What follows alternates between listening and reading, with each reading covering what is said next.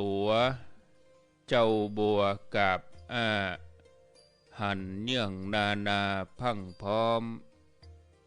ลุกควายบ่ตันหนตางกีดก้อมก้าตัวบ่ต้อมปุ่นอายจุงเก่งเข้าไว้อย่าไปเฮือขวายต่อหน้าสบายจำไว้เน้อเจ้าจำไว้เน้อเจ้าอรุณสวัสดิ์ธรรมะสวัสดีสวัสดียามเจ้าศรัทธาญาติโยมท่านผู้ฟังทั้งหลายยินดีต้อนรับเข้าสู่รุ่งอรุณวันใหม่ปะกันเจ้านี้เป็นเจ้าของวันอาทิตย์ที่30เดือนมกราคมพุทธศักราช2565วันนี้เป็นวันเดือน4เหนือแฮม13ค่ำเดือน4เหนือแฮม13ค่ำพร่ำว่าเป็นวันอาทิตย์มาพบกับญาติโยมท่านสาธุชนคนดีทั้งหลายในรายการเสียงธรรมแสงอรุณรายการเสียงธรรมแสงอรุณมาพบกับญาติโยมท่านสาธุชนทุกคนทุกท่านเป็นประจำตามปกติแล้วก็จะได้ฟังในวันจันทร์วันพุธวันพัดแล้วก็วันศุกร์จันทร์พุธพัดศุกร์วันนี้ก็เป็นกรณีพิเศษตามปกติแล้วก็ญาติโยมจะได้ฟังท่านพระอาจารย์วรรณชัยชยานันโทวัดพุทธศรีคีรีตำบลบ้านแปะอำเภอจอมทองจังหวัดเชียงใหม่ วันนี้อาตมาภาพก็ได้ขอเวลาท่านอาจารย์เนื่องจากว่าจะเล่าเรื่องพระเทวทัตให้จบไปถ้าบ่อั้นก็จะค้างไว้จะได้เล่าวันต่อไปก็กลัวว่าเวลาจะบ่พอศรัทธาญาติโยมทั้งหลายก็เลยให้จบในวันนี้ศรัทธาญาติโยมก็ต้องขออภัยสำหรับแฟนรายการที่ติดตามรายการของท่านอาจารย์วรรณชัยชยานันโทช่วงแรกนี้ก็จะอู้ถึงธรรมะสักกึ่งชั่วโมงไปถึงประมาณ6 โมงครึ่งเรียบร้อยแล้วก็มาดูเนื้อหาเรื่องของพระเจ้าอาชาติศัตรูกับเทวทัตก็คงจะใช้เวลาประมาณสัก20 นาทีก็คงจะจับพอดีเมื่อตะวาวันซืนได้อู้ถึงเรื่องการวางตัว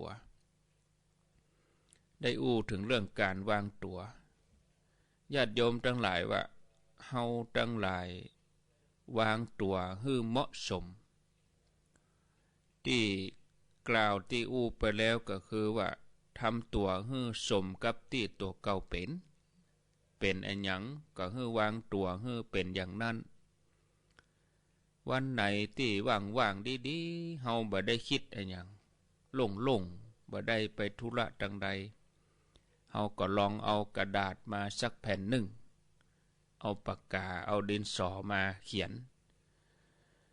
แล้วก็นึกสำรวจตัวเองว่าเวลานี้เฮาเป็นอันหยังเป็นตุเจ้ากะเป็นเจ้าอาวาสกะเป็นลูกวัดกะเป็นพระเป็นเณรกะเป็นเจ้าบ้านกะเป็นครูกะเนี่ยเฮาก็เอาเขียนลงในกระดาษเฮาเป็นลูกของไผเฮาก็อยู่ในฐานะของลูก เฮาเป็นพ่อเป็นแม่ของไผเฮาก็อยู่ในฐานะของพ่อแม่เฮาเป็นน้องคนนั้นเฮาเป็นพี่คนนี้เฮาเป็นอาจารย์คนนั้นเฮาเป็นครูคนนี้นึกไปเขียนไปกระดาษ1 แผ่นบางทีมันเต็มหมดนะญาติโยมทั้งหลายเนาะเต็มหมดอะบางทีมันปอนะเฮาเป็นไอ้หยังได้หลายอย่างบางทีก็นึกแทบจะบ่หมดอันนี้เฉพาะโดยที่เฮานึกได้นะต่อไปเฮาก็นึกแถมอันที่ก็เป็นกรรมการโรงเรียนกรรมการวัฒนธรรมกรรมการนั้นกรรมการนี้ทำงานไปเสียหมดเกือบทุกอย่างนะถ้าเฮาฮักความก้าวหน้าเฮาก็ต้องพยายามฝึกเพื่อความก้าวหน้าที่ว่าก้าวหน้านี่คือจะได้ญาติโยมนะนอกจากที่ว่ามาแล้วเนี่ยญาติโยมเฮาท่านทั้งหลายเฮายังเป็นไอ้หยังแถมหลายอย่างที่ก้าวหน้านี่คือก้าวหน้าในด้านของคุณธรรมศีลธรรมคุณธรรมเฮามีลุงป้าน้าอาเฮามีญาติเฮามีเพื่อนเฮามีสามีภรรยาศรัทธาญาติโยมท่านทั้งหลายเฮามีสปะมีเจ้านายมีลูกน้องมีผู้บังคับบัญชามีผู้ใต้บังคับบัญชาได้โอไปเมื่อวัน2 วันก่อนแล้วก็ยังได้โยกตัวอย่างแถมหลายๆเรื่องวันนี้จะขึ้นหัวข้อต่อไปศรัทธาญาติโยมท่านสาธุชนท่านผู้ฟังทั้งหลายหัวข้อต่อไปที่จะนำมามากล่าวนั่นก็เป็นหัวข้อเรื่องการวางตัวให้เหมาะสมเฮาฮู้ว่าตัวเก่าเฮาเป็นไอ้หยังเจ้าอี้เฮาก็สามารถเข้าถึงธรรมข้อหนึ่งได้แล้วคือข้อที่ว่าอัตตัญญุตาคือความเป็นคนฮู้จักตัวเองถ้าเฮาบ่ฮู้จักตัวเก่ามันก็บ่ได้ทำข้อนี้ทำที่ว่าอัตตัญญุตานี้ตัวคำว่าอัตตัญญุตาเป็นธรรมะข้อหนึ่งในสัพปริสธรรมใน7 ข้อศรัทธาญาติโยมพ่อแม่ทั้งหลายคนที่มีสัพปริสธรรมอย่างนี้เปิ้นฮ้องว่าเป็นคนดีนะแต่เป็นคนดีจันติฮู้จักตัวเองจันต่อไปก็ให้เพิ่มลักษณะสำคัญขึ้นมาแถมจันหนึ่งคือจันสมานัตตาก็จะว่ากันไปในวันนี้เจ้านี้สมานัตตาก็คือการวางตัวพยายามวางตัวให้เหมาะสมกับที่ตัวเก่าเป็นเฮาเป็นลูกเฮาก็วางตัวให้เหมาะสมเป็นลูกเฮาเป็นพ่อเป็นแม่เฮาก็วางตัวให้เหมาะสมในฐานะที่เป็นพ่อเป็นแม่เป็นสามีก็วางตัวให้เหมาะสมในฐานะที่เป็นสามีเป็นภรรยาก็วางตัวให้เหมาะสมกับการที่เป็นภรรยาเป็นลูกศิษย์ก็วางตัวเหมาะสมเป็นลูกศิษย์เป็นครูบาอาจารย์ก็วางตัวให้เหมาะสมเป็นครูบาอาจารย์เป็นอย่างใดก็ได้คะแนนวางตัวให้จ้างวางตัวให้เป็นเมื่อเฮาวางตัวเป็นก็จะเป็นการปลูกฝังบุคลิกภาพของเฮาคือเฮามีความน่าเชื่อถือคือเฮามีความน่าเกรงใจอันนั้นคือสมานัตตาบางท่านอาจจะสงสัยว่าคนที่ประพฤติบดีอยู่แล้วถ้ายังวางตัวให้เหมาะสมกับตัวที่ตัวเก่าเป็นอยู่แถมบ่ไปกันใหญ่กะยกตัวอย่างอย่างสมมติว่าเป็นโจรโจรนี่เปิ้นฮ้องว่าไอ้เสือนี่เหรอถ้าวางตัวเหมาะสมกับการเป็นโจรหรือว่าเป็นเสือก็บ่ต้องไปยุ่งกะต้องทำหน้าที่ทำการไปขโมยไปปล้นเปิ้นนักเข้าไปแถมกาเพราะว่าวางตัวเหมาะสมลูก อันนี้บัดใจเพราะว่ามันบ่ได้ตั้งอยู่ในหลักธรรมที่ว่าสมานัตตาคือบ่เข้าเกณฑ์ยิ่งทำบาปทำกรรมไปจี้ไปปล้นนักเข้าต่อใดก็จะทำให้ตัวเก่าห่างจากธรรมะข้อนี้ไปห่างไปศรัทธาญาติโยมทั้งหลายนะยิ่งทำความผิดนักๆนะลักธรรมข้อนี้ก็ห่างเหินสมานัตตาก็ดับไปนะเพราะว่าการทำบ่เหมาะสมนี่ศรัทธาญาติโยมท่านสาธุชนมันเป็นอย่างนี้ญาติโยมท่านทั้งหลายคือคนเฮาเนี่ยถ้าจะมีลักเห็นหน่อยคือ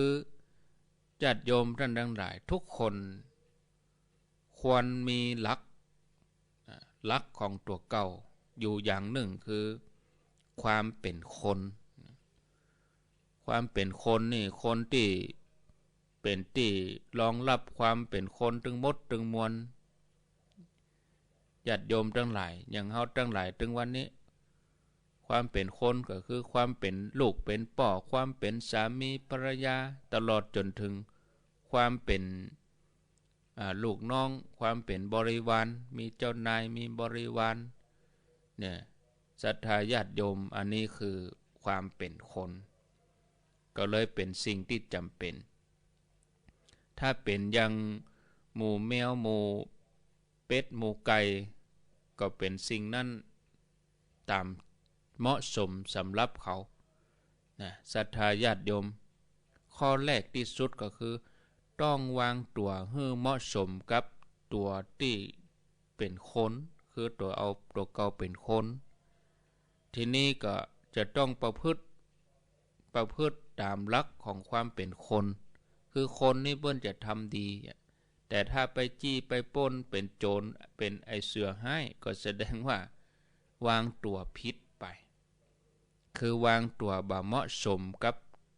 ตัวที่ได้มาเป็นคนคือเกิดมาต้องเป็นคนแต่ว่าไปเป็นเสือ ไปเป็นโจรเนี่ยเจ้าบ้านเปิดห้องว่าไอเสือให้เสือนั่นเสือนี้ก็เป็นที่ประจานตัวเก่าญาติโยมทั้งหลายฉะนั้นแม้ว่าคนที่ถูกประจานว่าเป็นไอเสือจะเพิ่มความโหดร้ายขึ้นไปต่อใดก็ยิ่งเป็นการเสียคำว่าสมานัตตานักเข้าไปยิ่งทำก็ยิ่งจมลงไปญาติโยมทั้งหลายขอแวะด้านนี้เห็นหน่อยอู้ถึงเรื่องสมานัตตาก็ใครอู้ถึงเรื่องคำว่าสมภาพเป็นธรรมะคล้ายๆกันบางคนญาติโยมขอโทษเนาะโดยมากหมู่หนุ่มๆสาวๆนี่จะเข้าใจความหมายของคำว่าสมภาพไขว้เขวคือเข้าใจว่าสมภาพนี่เป็นของใหม่ไปตรงกับจื่อไผ่ขออภัยเนาะคนไทยเฮากำลังจะได้สมภาพมาเมื่อการเปลี่ยนการบริหารมาแล้วก็มีอยู่บ่น้อยเหมือนกันที่เข้าใจว่าเฮาไปเอาสมภาพมาจากฝรั่งเดิมแต่แล้วเนี่ยเมืองไทยคนไทยเฮาเนี่ยบ่มีก็เลยตีความหมายคำว่าสมภาพว่าเป็นของใหม่ได้แก่การตีเสมอหมายความว่าทุกคนเสมอภาคกันหมดบ่มีผู้ใหญ่บ่มีผู้น้อยนะภัยเป็นภัยก็เดินกระแทกไหล่กันได้ตั้งแต่พาลงถึงพอถ้าเฮาไปกึดเนี่ยอย่างอี้มันก็บ่ถูกญาติโยมทั้งหลายถ้าเข้าใจกันอย่างนี้นักเข้าเหตุการณ์มันบ่น่าพอละกันนี้บางทีถึงขั้นกับพอบ่ได้นะผู้น้อยก็อาจจะ ขาดสัมมาคารวะในผู้ใหญ่ก็อาจจะวางตัวบ่เหมาะสมเพื่อเป็นที่เคารพนับถือของผู้น้อยลูกวัดก็อาจจะงัดข้อกับสมภารครูบาอาจารย์ก็ถูกลูกศิษย์ลงโทษไล่ออกจากโรงเรียนผู้หลักผู้ใหญ่ซึ่งรับผิดชอบที่จะงานใหญ่งานหลวงที่เปิ่นมีคุณูปการต่อบ้านต่อเมืองก็ถูกชุดกระชากลงมาเอามาซับมาด่าเสียหายเรื่องเหล่านี้ไม่ใช่ความผิดของไผแต่เป็นความผิดของความบ่ฮู้นั่นเองนะเพราะถ้าฮู้แล้วคงบ่ทำญาติโยมความจริงคำว่าสมภาพบ่ใช่ของใหม่พระพุทธเจ้าของเฮาเปิ้นสั่งสอนมาเป็นเวลา 2,500 กว่าปีแล้วจะว่าใหม่ได้อย่างไรญาติโยมเนาะตัวเฮาเองกะเฮาเกิดมาใหม่นี่แล้วเฮาก็ไปเอาของเก่าเปิ้นมาใจผิดถูกบรรดาต้นตระกูลไทยของเฮาเปิ้นก็ปฏิบัติกันมาอย่างเคร่งครัดตั้งแต่ชาติศาสนาพระมหากษัตริย์ชาติไทยแผ่นดินไทยที่เฮาอาศัยกันอยู่ถึงวันเนี้ยเป็นพยานแห่งการสมภาพเพราะว่าสมภาพกับสมานัตตานี่เป็นลักกลุ่มเดียวกันนะศรัทธาญาติโยมทั้งหลายกูคนที่แสดงละครที่แสดงลิเกที่แสดงได้ดีมีชื่อเสียงถึงกับมีแม่ยกแย่งกันไปซื้อตั๋วไปเพื่อแสดงดูหมู่ลิเกหมู่นักแสดงนี่เปิ้นจะมีแม่ยกที่ได้ดีก็เพราะว่าตัวเองแสดงให้สมกับหน้าที่เหมาะกับหน้าที่ผู้กำกับเปิ้นมอบให้ไปแสดงไผเป็นตัวพระไผเป็นตัวนางไผเป็นตัวโจกไผเป็นตัวกงก็แสดงให้สมกับที่ตัวเองเป็นอย่างนี้เปิ้นฮ้องว่าเป็นการแสดงมันก็น่าดูน่าชมไปถึงในโรงแสดงโรงลิเกที่เฮาได้หันกันตามงานวัดงานวาคือแต่ละฉากก็วางตัวให้เหมาะสมกับสิ่งที่ตัวเอาตัวเก่าเป็นไปการวางตัวนั้นจะต้องบ่สูงล้ำไปคือแสดงอาการเย่อหยิ่งจ้องห้องดูหมิ่นคนอื่นหันคนอื่นเป็นคนต่ำต้อยจนบ่เข้าหาสมาคมบ่ได้โบราณเปิ้นว่าไว้ว่าไม้สูงเกินมักจักโค่นล้มเพราะลมบนคนสูงกว่าคนจะทนอยู่บ่ได้ญาติโยมวางตัวสูงไปก็บ่มีไผใครครบนะบ่มีไผอยากสนับสนุนถ้าไปวางตัวต่ำเกินไปก็เป็นอย่างหญ้ากลางสนามหมาแมวก็ขี้เข้าใส่นะใจบ่ได้เหมือนกันอย่างบางคนชอบปล่อยตัวไปตามยถากรรมบ่ทำตามระเบียบกฎหมายบ้านเมืองบ่สนใจเจ้าบ้านเจ้าเมืองเปิ้นมีวัฒนธรรมกันดีบ่ดีไปทำลายบ่รับรู้บางทีก็ทำทีทำท่าว่าตัวเองเป็นคนโป่งตกแล้วหลุดโลกแล้วบ่เอาหยังแล้วไผจะดูถูกดูแคลนอย่างใดก็จ้างอย่างนี้ก็มีแค่คนรังเกียจไผจะไปสนับสนุนมันมีตกลงว่าสูงเกินก็บ่ดีต่ำล้ำก็บ่ได้เสียถึงสองญาติโยมท่านสาธุชนท่านทั้งหลายท่านผู้ฟังก็มาอู้ถึงตอนนี้ก็พิจารณามาอู้ถึงเรื่อง เหมือนกองที่ดังคนเดียวคือกองที่เฮาตีเนี่ยบอกว่าจะเป็นกองวัดกองลิเกกองจังฟ้อนกองปูเจกองปูจ้ากองหลวงธรรมดากองดีถ้าบ่มีไผตีมันก็อยู่บ่ได้มันดังคนเดียวบ่ได้นะศรัทธาญาติโยมทั้งหลายนะจะเนี่ยฮื้อบ้านเมืองเกิดทุกข์ยากเดือดร้อนนะกองอย่างนี้ต้องเอามาซับนะถ้ากองที่มันดังคนเดียวนี่นะต้องเอามาเผาเอาแป้งเชื้อเพลิงไปเลยเอาใส่ไฟเผาไปเลยเสร็จแล้วก็กวาดเอาขี้เถ้าจงลงน้ำแม้แต่ดินตัดที่เผานั่นก็ต้องขุดกว้าง2 ศอกยาว2 ศอกกอบเอาดินจงลงน้ำแล้วก็สัตว์โดยมนต์ธรณีสารฮือหายเสนียดจันไรไปเลยเรื่องกองดังคนเดียวเนี่ยมันบ่ได้มีแต่เนี่ยศรัทธาญาติโยมแต่ว่าเปิ้นอุปมาเนี่ยเปิ้นอุปมาทีนี้กองแกนใดมีคนตีต่อใดก็บ่ดังเปิ้นก็บ่เอาใจเหมือนกันตีก็บ่ดังหรือดังคนเดียวเปิ้นก็บ่เอามาใจตีบ่ดังเปิ้นก็บ่เอามาใจเนี่ยท่านผู้ฟังญาติโยมกองดีบ่มีไผตีมันต้องอยู่นิ่ง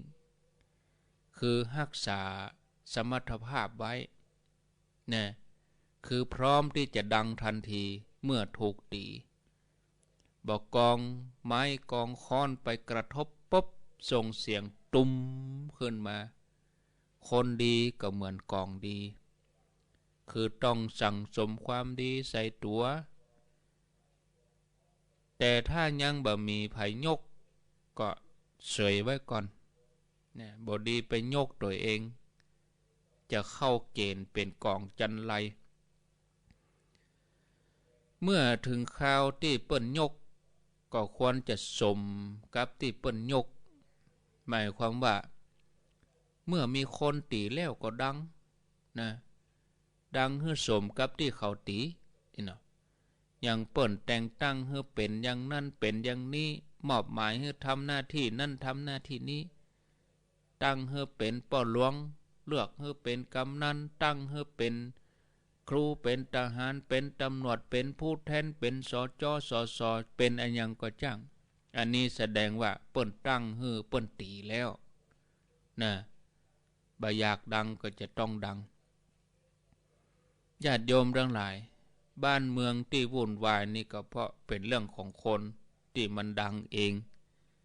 คือว่าตัวบ่ใหญ่บ่โตแล้วก็ทำเป็นตัวโตตัวใหญ่อย่างทหารเรือก็มียศอย่างเงี้ยมียศจ่าก็ที่ไปกลางสนามบิน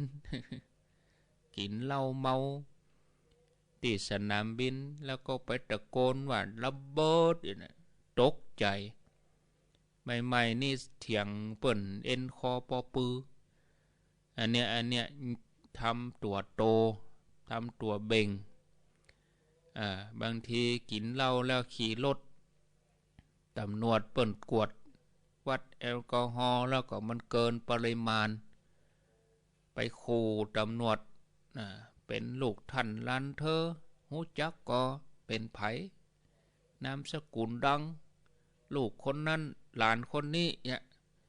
ไปอวดเบ่งไปอวดโตอันนี้แสดงว่าวางตัวบ่ถูกศรัทธาญาติโยม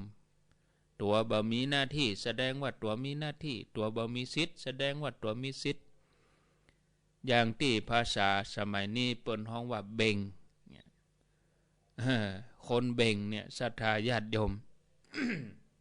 ปองเข้าเลยมันจะแตกนิวาโตจะนะศรัทธาญาติโยมอันนี้น่าดีนำมาพิจารณานะทีนี้ เมื่อเฮาหวังจะได้ทำข้อนี้เฮาก็จะต้องมุ่งมั่นที่จะรักษาสมานาตตาคือวางตัวให้เหมาะสมกับสิ่งที่ตัวเก่าเป็นแล้วก็วางตัวเหมาะสมกับบทบาทที่ตัวเก่าเป็นนะจะลืมเหี่ยบ่ได้เลยคือทุกคนต้องวางตัวให้เหมาะสมกับที่ตัวเก่าเป็นอยู่เสมอวันพุธวันจันทร์เวลาเดียวกันนี้จะนำเรื่องทางแตกนิทานอุบาทมาเล่าให้ฟังเนาะเอาไว้เตอีกันสำหรับเจ้านี้ต่อไปก็จะมาอู้ถึง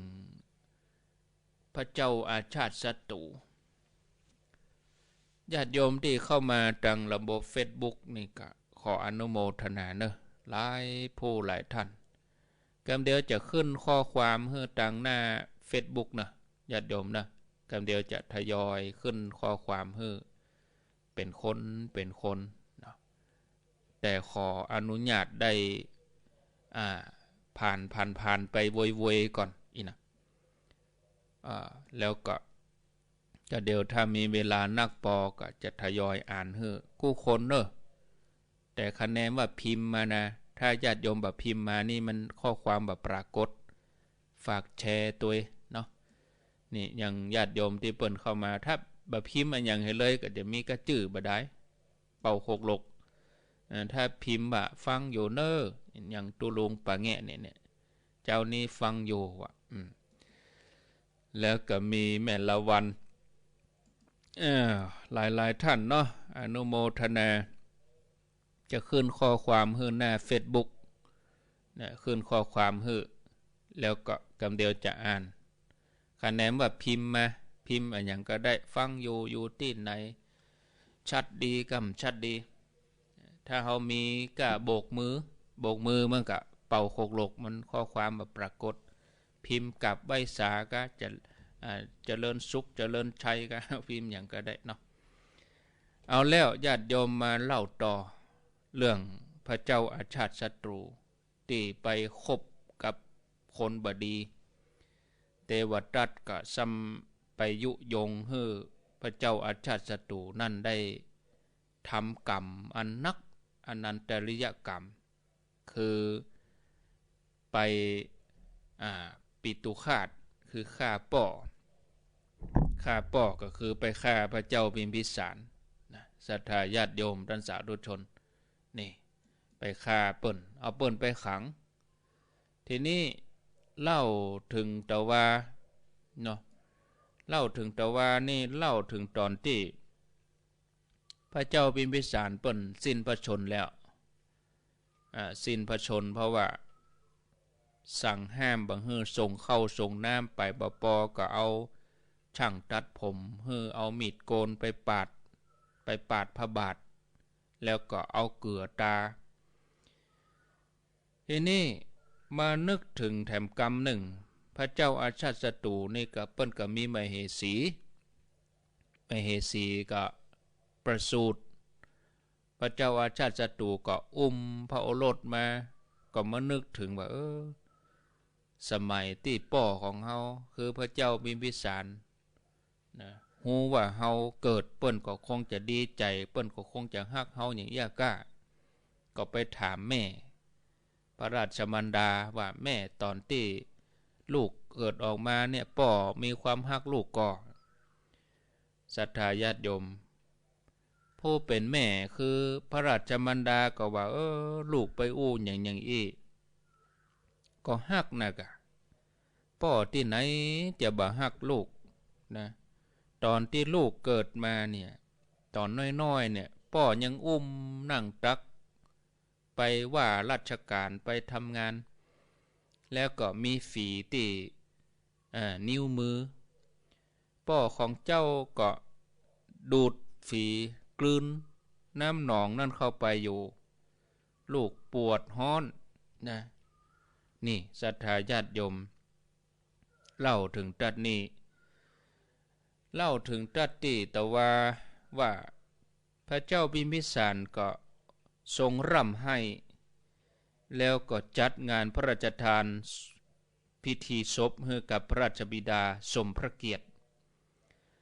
เมื่อพระเทวทัตรู้ว่าพระเจ้ามิมิสารสิ้นพระชนแล้วก็เลยมาขอเข้าเฝ้าขอความช่วยเหลือจากพระเจ้าอาชาติศัตรูขอพลธนูเท้าความเห็นหน่อยเนาะขอพลธนูคือนายขมังธนูที่แม่นยิงแม่นมาดักยิงดักฆ่าพระพุทธเจ้าแต่บ่สำเร็จปรากฏว่าบรรดาพลธนูทั้งหลายไปฟังธรรมพุทธเจ้าให้หมดปากันไปบวชให้หมดศรัทธาญาติโยมเทวทัตก็ว่าก็บ่อันก็จะลงมือเองการลงมือของพระเทวทัตในที่นี้คือไปกลิ้งหินเทวทัตนี่ขึ้นไปอยู่บนดอยบุญแล้วก็กลิ้งหินลงมาหมายจะให้ก้อนหินนั้นไปตกใส่พุทธเจ้าขณะที่พระองค์เสด็จดำเนินมาจากเขาคิชกูฏบางหินนั้นก็กลิ้งมาบางหินก็กระทบกับบางหินก้อนเล็กก้อนน้อยก็แตกไปเศษหินนั่นก็มากระทบกับพระบาททำให้สะเก็ดหินกระทบแล้วก็จำเลือดห่อพระบาทเนี่ยหมอชีวกกมารพัฒก็ผ่าตัดเอาเลือดที่จำนั่นออกมาพระเทวทัตก็ยังบ่ลดละแผนการนะต่อมาแผนการต่อมาคือใจอำมาตย์ที่ตัวเองบังคับบัญชาได้เนี่ยหมู่ควานจ้างมอมเล่าจ้างนาลาคิรีมอมแตะมอมว่าเล่าถึง16หม้อก่อนแล้วก็ปล่อยให้หล่นไปให้จ้างนี่หล่นไปหมายจะไปฆ่าพระพุทธเจ้าขณะที่เปิ้นบิณฑบาตแต่ว่าจ้างนาลาคิรีถูกเมตตาของพุทธเจ้าจากที่เป็นจ้างสวกเนี่ยนะจ้างโดนมอมเล่ากลายเป็นจ้างหู้กรรมเหรอมอบทำความเคารพพุทธเจ้าใจงวงดูดฝุ่นที่ละอองฝุ่นที่พระบาทมาพ่นใส่กระพองของตนคนทั้งหลายหันเหตุการณ์นี้อันก็ปากันยื่นเครื่องประดับให้กับจ้างหมู่เทวดาหมู่พรหมก็มาปูชาพุทธเจ้าแล้วก็เกิดทรัพย์ตั้งหลายคนเอามาห้อมกันท่วมเปียงหัวเขาจากนั้นจ้างนาลาคิรีเนี่ยญาติโยมก็ได้ชื่อแถมอันหนึ่งว่าจ้างธนบาลหรือว่าธนบละจ้างที่มีสมบัตินักคือคนเขาเอาแก้วแหวนเงินทองจงใส่เอกะปูจาความดีของจ้างการมอมเล่าจ้างหลวงครั้งนั้นก็ทำให้ประชาชนทั้งหลายสงสัยว่าพระเจ้าอาชาติศัตรูอยู่เบื้องหลังก็ในการทำของพระเทวทัตครั้งนี้ปากันตำหนิพระเจ้าอาชาติศัตรูที่เป็นพญาเจ้าเมืองบดีไปคบคนชั่ว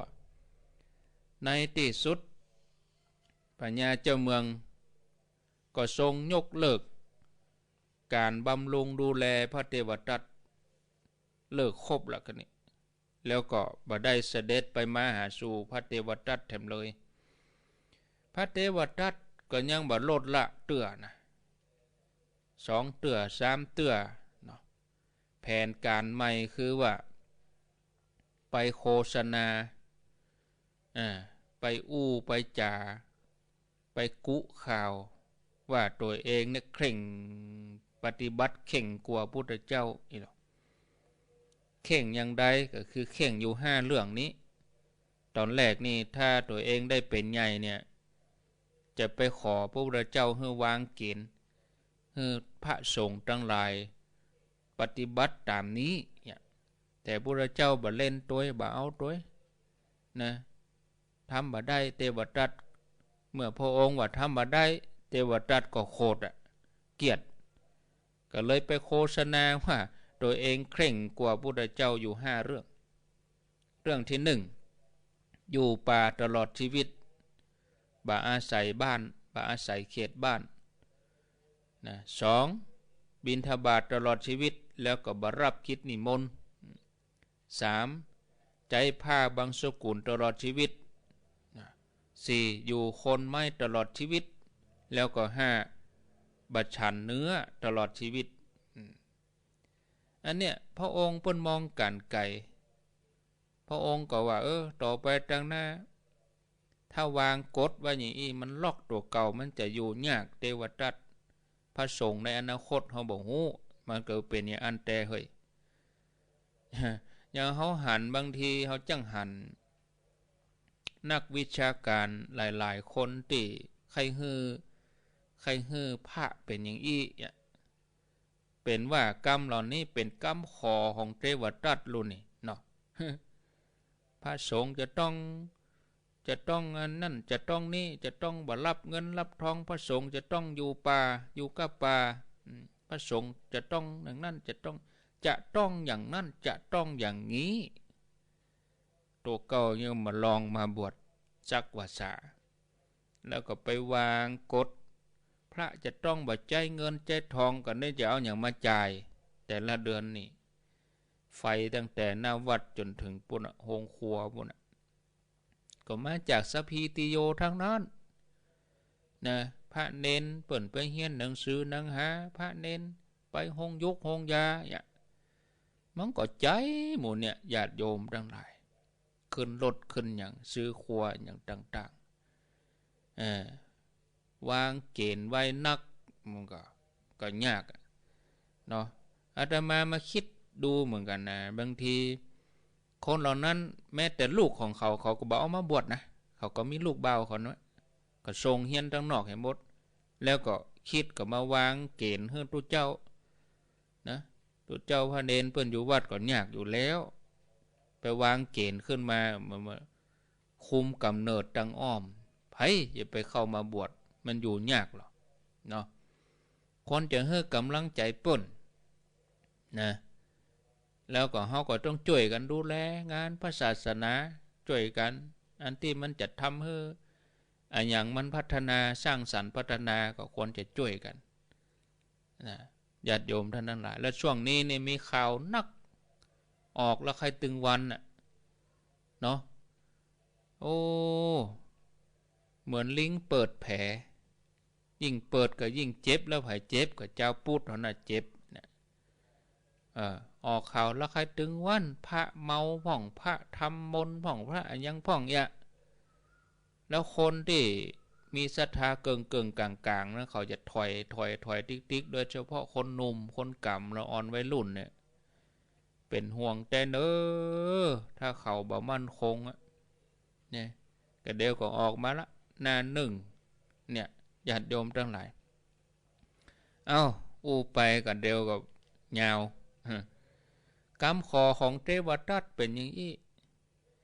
แล้วก็ยังมีคนส่วนหนึ่งเชื่อตัวแล้วบ่ใจก็คนธรรมดาก็ยังมีภิกษุแถม500ติดจ่อยห้อยตามลงเชื่อกรรมเทวทัตก็ไปอยู่กับพระเทวทัตที่ปุ่นขยาศีสะเทวทัตหมายจะปกครองสงฆ์เองอันนี้สังฆเพศโลนี่ทำลายสงฆ์ให้แตกกันสังฆเพศพระเจ้าเปิ้นก็อินดูเทวทัตกลัวจะลงพิษก็เลยตรัสให้พระสารีบุตรโมคคัลลานะนำภิกษุเหล่านั้นปิกมาเหียพระองค์ว่าอย่างอี้โดยพระเทวทัตเกิดว่าสาวกถึง2มาหาเฮานี่คงจะละพระพุทธเจ้าละคงจะมาเลื่อมใส่ตัวเองละก็เลยเปิดโอกาสให้พระสารีบุตรกับพระโมคคัลลานะแสดงธรรมแก่ภิกษุทั้งหลายตัวเองก็ไปนอนรับอย่างนะมันก็บ่ใช่เข่งอย่างล่ำเรือนนะเทวทัตนี่ นิมนต์ครับมาบ่อีเนี่ยมาอู้มาหยังเฮ้อทุกเจ้าทั้งหลายฟังแล้วผมจะไปรับก่อนอื่นนั่นเมื่อฮู้อันหยังถูกอันหยังผิดภิกษุเหล่านั้นก็ป ปิกไปตัวสาวกถึง2มีเปื้อนของพระเทวทัตตนหนึ่งชื่อว่าพระโกกาลิกะพระโกกาลิกะนี่ตื่นมาบาหารภิกษุทั้งหลายก็เลยโคดเฮือพระเทวทัตใจเข่ากระแทกอกพระเทวทัตขณะที่นอนหลับอยู่ปัดโทโดนเข่าเจอเข่าบุ๊บสะดุ้งขึ้นมาหันก่อนเนี่ยเมาหลับเมานอนเนี่ยลูกน้องไปตัวสารีบุตรหมดแล้วก็ไปปล่อยให้หมกคารณะอันยังไปปล่อยให้สารีบุตรอันยังโน้มเน่าเมียลูกน้องไปหมดเจอเข่าบุ๊บ ทีนี้พระเทวทัตก็ล้มป่วยเลยโดนเข่าดอกหนึ่งป่วยอยู่9 เดือนน่ะพ่อแม่ศรัทธาทั้งหลายเมื่อรู้ว่าตัวเองร่างกายเบาไหวกึดไปกึดมาก็เฮาหาวิธีจะทำลายพระพุทธเจ้าทุกวิถีทางเฮาก็การเปิ้นหมดร่างกายก็สุดจิตใจก็โทรมกึดไปกึดมาเฮาไปสู่มาเปิ้นดีกานี่สำนึกผิดที่คิดร้ายกับพระพุทธเจ้าเปิ้นบ่ได้กึดหาหยังกับเฮาสักน้อยตัวเองตั้งตนเป็นศัตรูกับพระพุทธเจ้าก็เลยขอร้องให้บริวารที่เหลืออยู่เนี่ยปากันหามใส่เสลียงหามไปขอขมาพระพุทธเจ้าหมู่บรรดาบริวารที่เหลือก็นำเทวทัตนอนแค่นอนเสลียงหามไปเตียวไปที่กรุงราชคฤห์ไปกรุงสาวัตถีไปแคว้นโกศลก็ไปถึงที่สะโปคารณีใกล้ประตูวัดพระเจตวัน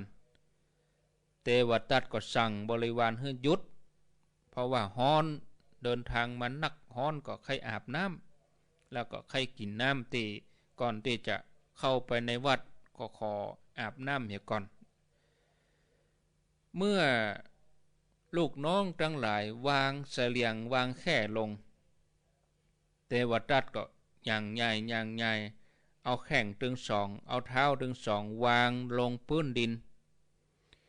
ทันใดนั้นญาติโยมทั้งหลายแข้งถึง2เท้าถึง2ของพระเทวทัตจมลงดินไปเนี่ยอย่างกับโคลนอย่างกับขี้เปอะที่มันดูดทรายดูดเนี่ยก้อยร่างกายก้อยจมลงไปเฮ้ออีนี่หมู่นั้นไผกับบ่จ้างช่วยอย่างสักคนกั่งกันหมดเฮ้อศรัทธาญาติโยมร่างของเทวทัตก็สุดลงวาระสุดท้ายแผ่นดินสูบมาตึกคอนี่ญาติโยมเทวทัตก็คิดได้เนี่ยเกิดได้ก็บ่จะตายคนเฮาเหมือนกันเหรอบ่จะตายเกิดได้ขอไปสู่มาแก้วทั้ง3ญาติโยมทั้งหลายเฮาสู่มาถ้าเฮาไปวัดถึงวันนี่เฮาบ่ถ้ากลัวนะกาเยเนาวัจจาเนาเจว่ากูศีลว่าถึงวันอันที่เฮาบ่ได้ไปนี่ก็เฮาบ่ได้ทำนี่ก็เฮาควรจะมาเนาะญาติโยมทั้งหลายกล่าวร้ายพระพุทธพระธรรมพระสงฆ์เนี่ยเนาะไปสู่มาบุญไปสู่มาทุเจ้าบุญไปว่าอย่างเปิ้นพ่อง มันมีหรอบางทีมันสู่มาบ่ลงที่จริงพระสงฆ์เปิ้นโป่งเปิ้นบ่คิดอย่างตัวเองนั่นแหละว่าไปนักแล้วเหมือนพระเทวทัตเนี่ยตัวเก้าเนี่ยไปนักแล้วกึดมามาลูนเอาละเอานี่เนี่ยอย่างนั้นจริงๆศรัทธาญาติโยมทั้งหลายเอาละแผ่นดินสูบมาตึกคออุปมานี่เป็นบุคลาธิฐานธรรมาธิฐานนะในประวัติศาสตร์พุทธศาสนาตามอรรถกถาและปรากฏในพระไตรปิฎกเปิ้นก็จะเป็นอย่างเงี้ยแต่ว่าอาตมาเทียบเคียงถ้าว่าเป็นอย่างคนเฮานี่ที่แผ่นดินสูบนี่คือความเจ็บปวดความทุกข์ทรมาน นะตุกใจใจมันสั่นตึกเดี๋ยวมันมาถึงคอไว้ละนะมาถึงคอหายใจบ่ออกละเนี่ยมันเป็นอันโนเวลาเราจะดับจิตเนี่ยนะเย็นขึ้นหรอเนาะตีนมือเย็นหมดหรอทีนี้หัวใจยังมีน้อยอยู่ลมหายใจแผ่วไปกึดไปโอ้เมื่อเฮาอยู่เป็นคนวัดว่าก็บ่เข้าไปปอเฮาด่ารู้เจ้ามันมาตึกที่อกนี่ล่ะมันคมจังได๋ก็บ่ลงตึกที่อกปุ๊บมันมาตึกที่คอนี่เหมือนกับเทวทัตนี่เลยที่โดนแผ่นดินสูบเนี่ยเป็นอย่างนั้นน่ะญาติโยมท่านทั้งหลายเนี่ยพระเทวทัตกึดถึงวาระสุดท้ายว่าโอ้บาปกรรมตัวเฮาแล้วลุนี่บาปกรรมตัวเฮาตันแล้วลุนี่ก็มากึดถึงกุลพระพุทธเจ้าล่ะก็เลยว่าโอ้ขอพุทธองค์เป็นสรณะเป็นที่ปึงขอเอาหัวเอาคอปูจาข้าพเจ้าขอเข้าถึงพระพุทธเจ้าอีหรอเป็นสารถีผู้ที่ฝึกคนและเทวดาทั้งหลายขอพระองค์จงจำข้าพเจ้าว่าเป็นที่เปิ่งอย่าเนาะไปเอาอย่างที่เปิ่งบัดเดียวนี้แต่ก่อนเปิ้นคือเปิ่งเนี่ยมันเปิ่งเนี่ยขอได้เอากระดูกปูจาพร้อมลมหายใจวะท่านผู้ฟังเมื่อกล่าวจบแล้วร่างของเทวทัตจมหายไปในแผ่นดินเทวทัตตายไปแล้วไปเกิดในอเวจีมหานรกส่วนพระเจ้าอาชาติศัตรูทรงทราบข่าวว่าพระเทวทัตถูกธรณีสูบพระเจ้าอาชาติศัตรูสะดุ้งกลัวเลยเกิดว่าโอ้พระเทวทัตทำตัวเป็นปรปักษ์กับพุทธเจ้าโดนธรณีสูบไปแล้วส่วนเฮานั้นได้ฆ่าป้อคือพระเจ้าพิมพิสารเฮาหลงเชื่อพระเทวทัต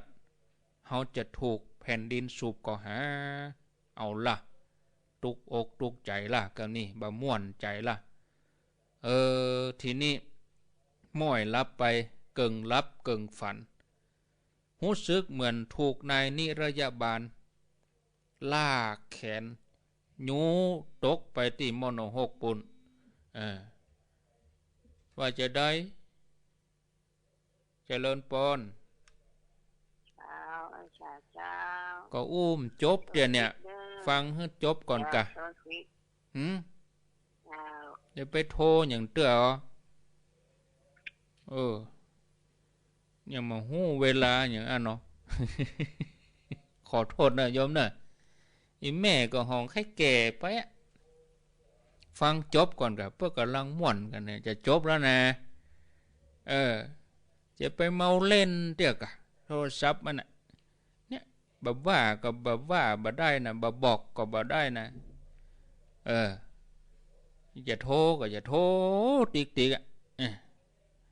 จะไปเล่นเด้อโทรศัพท์อยู่นิ่มอุ้ยนิ่ม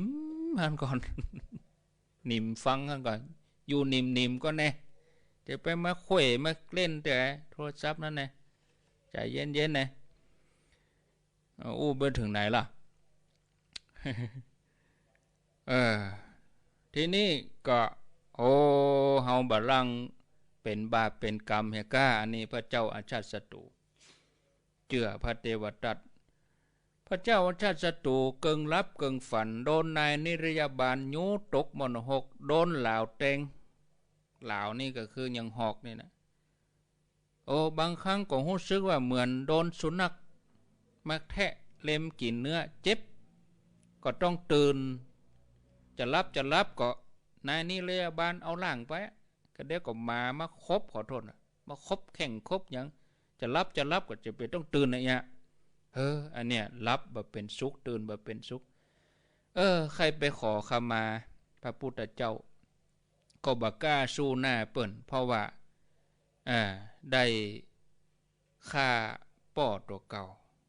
ซึ่งเป็นพุทธอุปถากเป็นโยมอุปถากพุทธเจ้าคือพระเจ้าพิมพิสารเมื่อถึงราตรีหนึ่งคืนหนึ่งหมอชีวกโกมารพัฒกราบทูลให้พุทธเจ้าแล้วก็หมอชีวกนี่ก็ได้กราบทูลให้กับพระเจ้าอาชาติศัตรูนะแล้วก็ให้พุทธเจ้า บอกคือไปโปรดพระเจ้าอาชาติศัตรูบัดเจ้าแต่นั้นนะ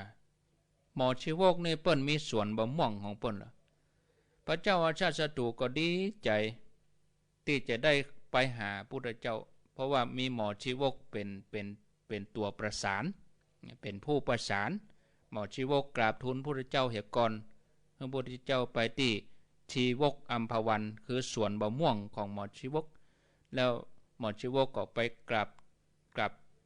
าบทูลพระเจ้าอาชาติศัตรูพระเจ้าอาชาติศัตรูดีใจเสด็จเข้าเฝ้าพระเจ้าเพื่อจะฟังธรรมแล้วก็ได้ฟังธรรมแต่ธรรมนั้นชื่อว่าสามัญญผลสูตรสามัญญผลสูตรนี่มีเรื่องเล่าอยู่ก็เอามาเล่าให้ญาติโยมฟังในโอกาสต่อไปเสร็จแล้วพระเจ้าอาชาติศัตรูก็ประกาศตนเป็นพุทธมกะนับถือพุทธศาสนาเคร่งครัดแล้วก็ยังอุปถัมภ์การสังคายนาครั้งที่1นี่ศรัทธาญาติโยมก็มีในตำรับตำราเปิ้นได้บอกว่าพระราชวงศ์ของพระเจ้าพิมพิสารที่มีลูกฆ่าป่อหรือว่าปิตุฆาตต่อกันถึง5ชั่วรัชกาล1พระเจ้าอาชาติศัตรูปงพระชนพระเจ้าพิมพิสาร2พระเจ้าอุทัยก็มาปงพระชนพระเจ้าอาชาติศัตรู3พระโอรสของพระเจ้าอุทัยก็มาปงพระชนพระเจ้าอุทัยแล้วก็พระโอรสแถมองค์หนึ่งต่อกันนะก็ปงพระชนกันถึง5เจนก่อนดอกญาติโยมทั้งหลายจากนั้นเจ้าบ้านเจ้าเมืองก็ปากันเก็ดกันโคตรก็เลยเกิดว่าเป็นราชวงศ์ที่ล้มล้างวงตระกูลกันแน่ในที่สุดมาก็หมดเสียงในรัชกาลของพระเจ้าพิมพิสารในแต่ละยุคแต่ละเจนของเปิ้นจบญาติโยมอันนี้ก็ได้คติสอนใจว่าคนที่